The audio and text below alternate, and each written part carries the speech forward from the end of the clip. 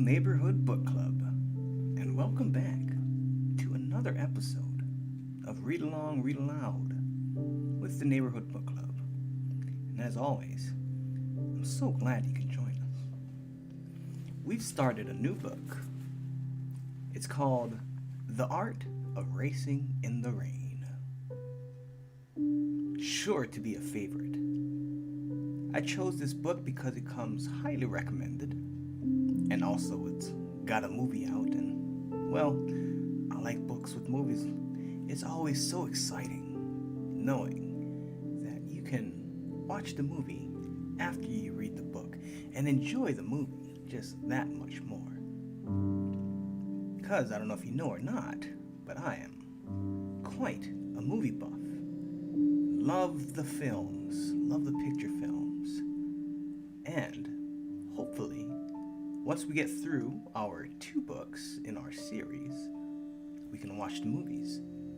The first one, of course, being Holes by Louis Satcher. The second one, The Art of Racing in the Rain. And something I just noticed, down here,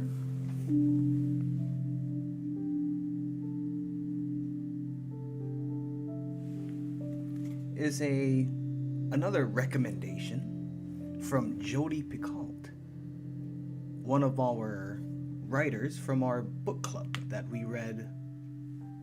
It was The Book of Two Ways, just another book in the library of the Neighborhood Book Club.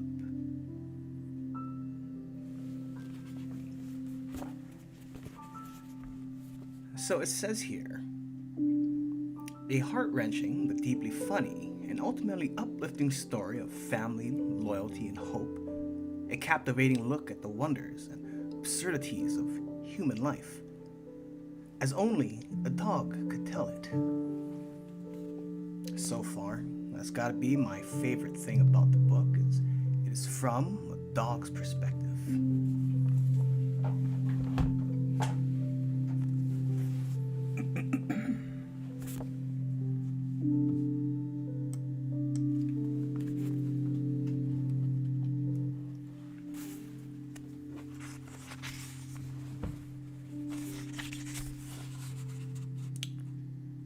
Chapter 1. Gestures are all that I have. Sometimes they must be grand in nature, and while I occasionally step over the line and into the world of melodramatic, it is what I must do in order to communicate clearly and effectively. In order to make my point understood without question. I have no words I can rely on because, much to my dismay, my tongue is designed long, flat, and loose, and therefore is a horribly ineffective tool for pushing food around my mouth while chewing, and an even less effective tool for making clever and complicated polysyllabic sounds that can be linked to gather to form sentences. And that's why I'm here now, waiting for Denny to come home. He should be here soon, lying on the cool tiles of the kitchen floor in a puddle of my own urine. I'm old, and while I'm very capable of getting older, that's not the way I want to go out. Shot full of pain medications and steroids to reduce the swelling of my joints. Vision fogged with cataracts. Puffy, plastically packages of doggy depends stocked in the pantry. I'm sure Denny would get me one of those little wagons I've seen on the streets. The one that cradles the hindquarters of a dog so he can drag his ass behind him when he starts to fail. That's humiliating and degrading. I'm not sure if it's worse than dressing up a dog for Halloween, but it's close. He would do it out of love, of course. I'm sure he would keep me alive as long as it possibly could, my body deteriorating, disintegrating around me, dissolving until there's nothing left but my brain floating in a glass jar filled with clear liquid, my eyeballs drifting at the surface, and all sorts of cables and tubes feeding what remains. But I don't want to be kept alive, because I know what's next. I've seen it on TV, a documentary. I saw it about Mongolia, of all places. It was the best thing I've ever seen on television, other than the 1993 Grand Prix of Europe, of course. The greatest automobile race of all time in which Ayrton Senna proved himself to be a genius in the rain. After the 1993 Grand Prix, the best thing I've ever seen on TV is a documentary that explained everything to me, made it all clear, told me the whole truth. When a dog is finished living his lifetimes as a dog, his next incarnation will be as a man. I've always felt human. I've always known that there's something about me that's different than other dogs. I'm sure I'm stuffed into a dog's body, but that's just a shell. It's what's inside that's important, the soul, and my soul is very human. I am ready to become a man now, though I realize I will lose all that I have been, all of my memories, all of my experiences. I would like to take them with me into my next life. There's so much I've gone through with the Swift family, but I have little to say in the matter. What can I do but force myself to remember? Try to imprint what I know on my soul, a thing that has no surface, no sides, no pages, no form of any kind. Carry it so deeply in my pockets of my existence that when I open my eyes and look down at my new hands with their thumbs that are able to close tightly around their fingers, I will already know. I will already see. The door opens. I hear him with his familiar cry, "Yo, Zo!" Usually, I can't help but put aside my pain and hoist myself to my feet, wag my tail, sling my tongue around, and shove my face into his crotch. It takes human-like willpower to hold back on this particular occasion, but I do. I hold back. I don't get up. I'm acting. "Enzo!" I hear his footsteps, the concern in his voice. He finds me and looks down. I lift my head, wag my tail feebly so it taps on the floor. I play the part. He shakes his head and runs his hands through his hair, sets down the plastic bag from the grocery, and has his dinner in it. I can smell roast chicken through the plastic. Tonight, he's having roast chicken and an iceberg lettuce salad. "Oh, Ans," he says. He reaches down to me, crouches, touches my head like he does, along with the crease behind my ear, and I lift my head and lick his forearm. "What happened, kid?" he asks. Gestures can't explain. "Can you get up?" I try, and I scrabble. My heart takes off, lungs ahead, because no, I can't. I panic. I thought I was just acting, but I really can't get up. Shit. Life, imitating art. "Take it easy, kid," he says, pressing down on my chest to calm me. "I've got you." He lifts me easily, he cradles me, and I smell the day on him. I can smell everything he's done, his work, the auto shop where he's been behind the counter all day, standing, making nice with customers who yell at him because their BMWs don't work right, and it costs too much for them to fix it, and that makes them mad, so they have to yell at someone. I can smell his lunch. He went to the Indian buffet he likes. All you can eat. It's cheap, and sometimes he takes a container with him and steals extra portions of tandoori chicken and yellow rice and has it for dinner too. I can smell beer. He stopped somewhere, the Mexican restaurant up the hill. I can smell the tortilla chips on his breath. Now it makes sense. Usually I'm excellent with lapse time, but I wasn't paying attention because of my emoting. He places me gently in the tub and turns my handheld shower thing and says, "Easy, Ens." He says, "Sorry I was late. I should have come straight home, but the guys from work insisted. I told Craig I was quitting and..." He trails off. I realize that he thinks my accident was because he was late. Oh no, that's not how it was meant. It's so hard to communicate because there's so many moving parts. There's presentation, there's interpretation, and they're so dependent on each other, it makes things difficult. I didn't want him to feel bad about this. I wanted him to see the obvious, that it's okay for him to let me go. He's been going through so much, and he's finally through it. He needs not to have me around to worry about anymore. He needs me to free him to be brilliant. He is so brilliant.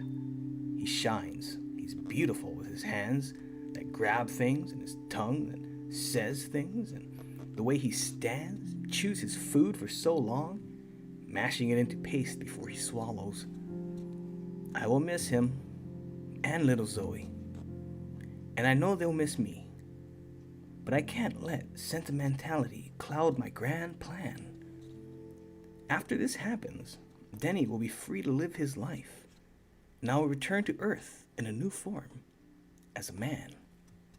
And I'll find him and shake his hand and comment on how talented he is, and then I'll wink at him and say, "Enzo says hello," and turn quickly, walk away as he calls after me, "Do I know you?" he will call.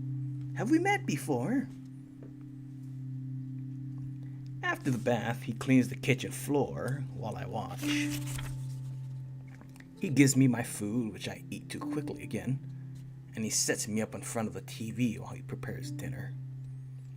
"How about a tape?" he says. "Yes, a tape," I reply, but of course, he doesn't hear me. He puts in a video from one of his races, and he turns it on and we watch. It's one of my favorites. The racetrack is dry for the pace lap. Then just after the green flag is waved, indicating the start of the race, there is a wall of rain, a torrential downpour that engulfs the track, and all the cars around him spin out of control into the fields, and he drives through them as if the rain didn't fall on him. Like he had magic spell that cleared the water from his path, just like the 1993 Grand Prix in Europe when Senna passed 4 cars in the opening lap. 4 of the best championship drivers in their championship cars, Schumer, Wedlinger, Hill, Prost, and he passed them all like he had a magic spell. Denny is as good as Ayrton Senna, but no one sees him because he has responsibilities. He has his daughter, Zoe, and he has his wife, Eve, who was sick until she died. And he has me. And he lives in Seattle when he should live somewhere else. And he has a job, but sometimes when he goes away, he comes back with a trophy, and he shows it to me and tells me about his races, and how he shone on the track, and taught all the drivers in Sonoma, in Texas, or Mid-Ohio, what driving in wet weather is really about. When the tape is over, he says, "Let's go out." I struggle to get up. He lifts my butt into the air and centers my weight over my legs, and then I'm okay. To show him, I rub my muzzle against his thigh. "There's my Enzo." We leave our apartment. The night is sharp, cool, breezy, and clear. We only go down the block and back because my hips hurt so much. And Denny sees. Denny knows. When we get back, he gives me my bedtime cookies and curl into bed on the floor next to his. He picks up the phone and dials. "Mike," he says. Mike is Denny's friend from the shop where they both work behind the counter. Customer relations, they call it. Mike's a little guy with friendly hands that are pink and always washes clean of smell. "Mike, can you come over tomorrow? Can you cover for me tomorrow? I have to take Enzo to the vet again." We've been going to the vet a lot recently to get different medicines that are supposed to help make me more comfortable, but they don't, really. And since they don't, and considering all that went on yesterday, I've set the master plan in motion. Denny stops talking for a minute. When he starts again, his voice doesn't sound like his voice. It's rough, like when he has cold or allergies. I don't know, he says. I'm not sure it's a round-trip visit. I may not be able to form words, but I understand them. And I'm surprised by what he said, even though I set it up. For a moment, I'm surprised my plan is working. It is the best thing for all involved, I know. It's the right thing for Denny to do. He's done so much for me, my whole life. I owe him the gift of setting him free, letting him ascend. We had a good run, and now it's over. What's wrong with that? I close my eyes, I listen vaguely in a half sleep as he does the things he does before sleep each night. Brushing, squirting, and splashing. So many things. People and their rituals. They cling to things so hard sometimes.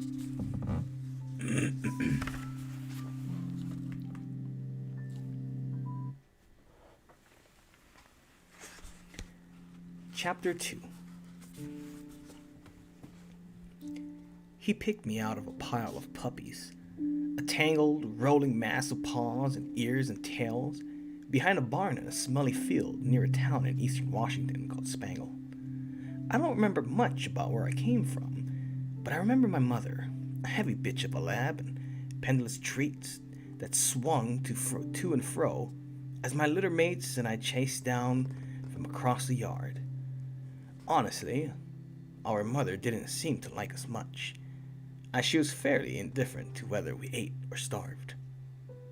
She seemed relieved whenever one of us left. One furry yipping mammal tracking down her to bleed her dry for milk. I never knew my father. The people on the farm told Denny that he was a shepherd-poodle mix, but I don't believe it. I never saw a dog that looked like that on the farm. And while the lady was nice, the alpha man was a mean bastard who took a look in your eyes and lie, even if telling you the truth would serve him better. He expounded at length on the relative intelligence of dog breeds, and he firmly believed that shepherd and poodles were the smart ones, and therefore would be more desirable and more valuable when bred back to lab for temperament. All a bunch of junk. Everyone knows that shepherds and poodles aren't especially smart. They're responders and reactors, not independent thinkers. Especially the blue-eyed sheepdogs from down under that people make such a fuss over when they catch it in a frisbee. Sure, they're clever and quick, but they don't think outside the box. They're not convention. They're all about convention. I'm sure my father was a terrier, because terriers are problem solvers. They'll do what you tell them, but only if it happens to be in line with what they want to do anyway. There was a terrier like that on the farm. An Airedale. Big, brown, black, and tough, and no one messed with him. He didn't stay with us in the graded field behind the house. He stayed in the barn down the hill by the creek, where the men went to fix their tractors. But sometimes he would come up the hill, and when he did, everyone steered clear. Word in the field was he was a fighting dog the alpha man kept separate because he'd kill a dog for sniffing in his direction. He'd rip the fur from Nate because of a lazy glance. And when a bitch was in heat, he'd mount her good and go about his business without a thought of who was watching or who cared. I often wondered if he served me. I have his brown-black coloring, and my coat was slightly weary, and people frequently comment that I must be part terrier. I like to think I came from a determined gene pool. I remember the heat on the day I left the farm.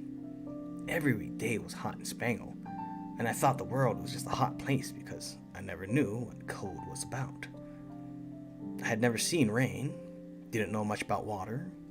Water was the stuff in the buckets that older dogs drank, and it was the stuff that the alpha man sprayed onto the hose into the faces of the dogs who might want to pick a fight. But the day Denny arrived was exceptionally hot. My littermates and I were tussling around like we always did, and a hand reached into the pile and found my scruffy, and suddenly I was dangling high in the air. "This one," a man said. It was my first glimpse of the rest of my life. He was slender with long and lean muscles, not a large man, but assertive. He had keen, icy blue eyes. His choppy hair and short, scruffy beard were dark and worry, like an Irish terrier. "The pick of the litter," the lady said. She was nice. I always liked it when she cuddled us in her soft lap. "The sweetest, the best." "We were thinking of keeping them," the alpha man said, stepping up with his big boots clanked from the mud from the creek where he was patching a fence. That was the line he always used. Hell, a pup only a dozen weeks old, and I'd already heard the line a bunch of times. He used it to get more money. "Will you let him go?" "For a price," the alpha man said, squinting at the sky, bleached pale blue by sun. "For a price."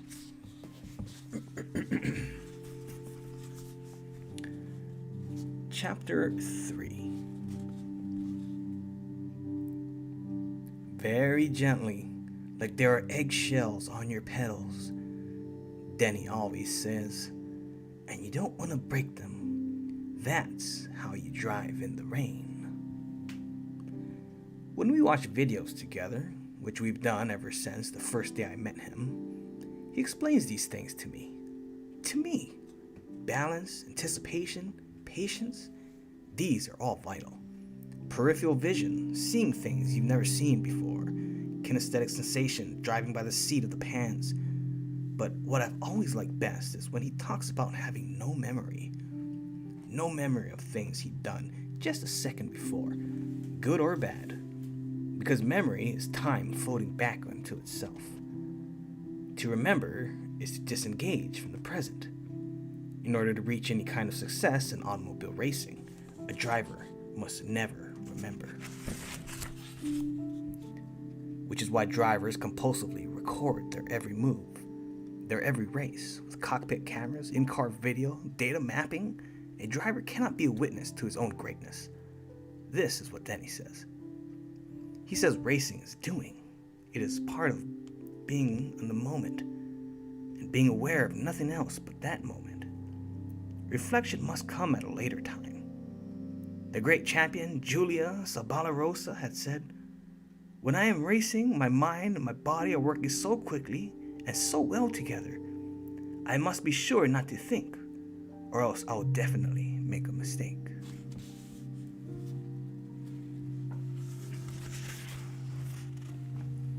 And that was episode 1 of our read along, read aloud session with our book, The Art of Racing in the Rain. Make sure you go ahead and grab your copy, or if you're in our area and you're in our next door app, go ahead and give us a holler. We'll try to set something up for you. And as always, you can always request book discussions from our previous reads that you can find on our website, www.scoutaspinda.com. And you can request a time, a date, or even a reading session. Until next time, I'll see you guys later.